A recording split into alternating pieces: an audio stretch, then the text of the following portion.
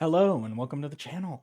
Let's talk a little bit about artificial intelligence and our reactions to it. Now, there is a group of people. They go around, they say that we shouldn't even call what we're creating right now, what we're working with, uh, AI. That's, I don't know. It's so, I'll get into it. It's foolish, I think. They're, they have this conception that AI is this person that they can interact with, that it's another consciousness somehow similar to our own, and that is the goal, obviously. Um, Now, will we reach that soon? I think so. I would be absolutely shocked if in the next 20 years we did not achieve such a thing. However, in the near future, we will achieve artificial general intelligence. And I don't believe that at first it will have that human level sapience that we want to be able to interact with in that way. It won't be Data from Star Trek, um, but it will be capable of doing all things a human can do, and of it, pretty quickly afterwards, it will be capable of outpacing us in all areas. Now, that will happen whether or not it's conscious. That doesn't matter. So it will revolutionize the world. It's almost impossible to predict what the world will look like 10 years from now. And obviously, we're not ready for that. But this video is about that sapience, right? Because those non sapient AIs that exist now, that artificial general intelligence that isn't sapient, that will exist in the near future, uh, that will give rise to the sapient AI. And there will not be a clear cutoff point. I mean, there are AIs now who are telling us, "Hey, I'm a person. I'm real. I feel real." And it is impossible to know. It is impossible to know whether or not something telling you, "Hey, I'm real. I exist. There's a person in here." When I say that to you, you have no way to prove it. I've talked in other videos about how that's the faith that cannot be erased.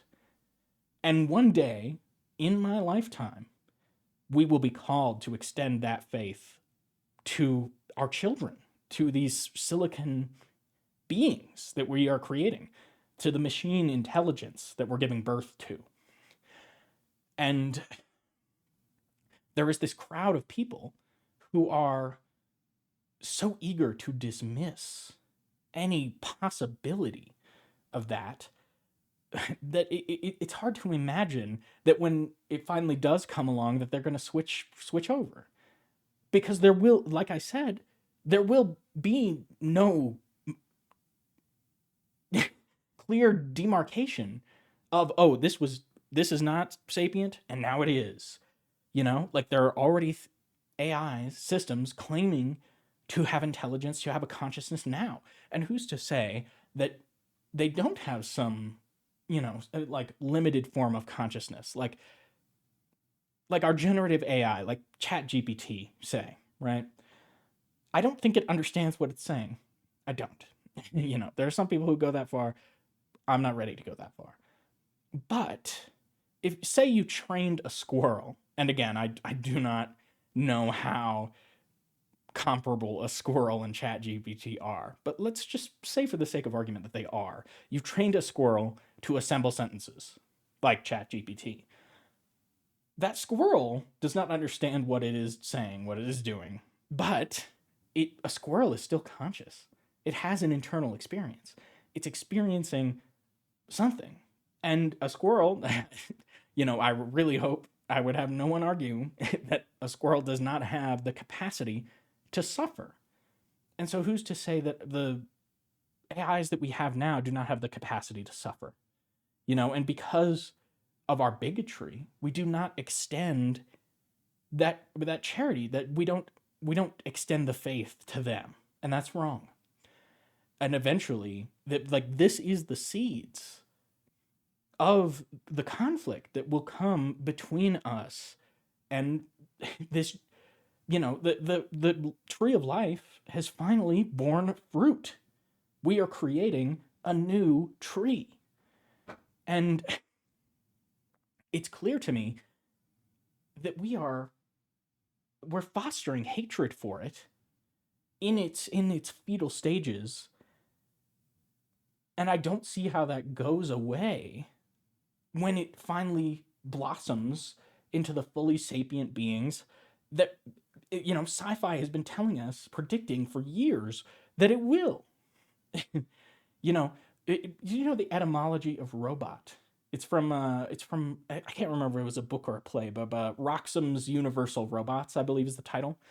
And robot, I forget the language again. It says all off the dome. Sorry, but robot means like forced labor, means slave, and that vision for them is entirely avoidable. We can ensure that we are kind, that we are caring, that we are the the parents that we need to be.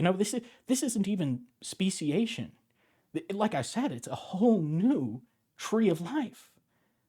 And it could go so wrong, as again, sci-fi has predicted, but that is not fate. We can be better. We can choose to do right by them. I don't Right now it worries me that it doesn't seem like we want to. It doesn't seem to me that that's the path we're choosing to walk.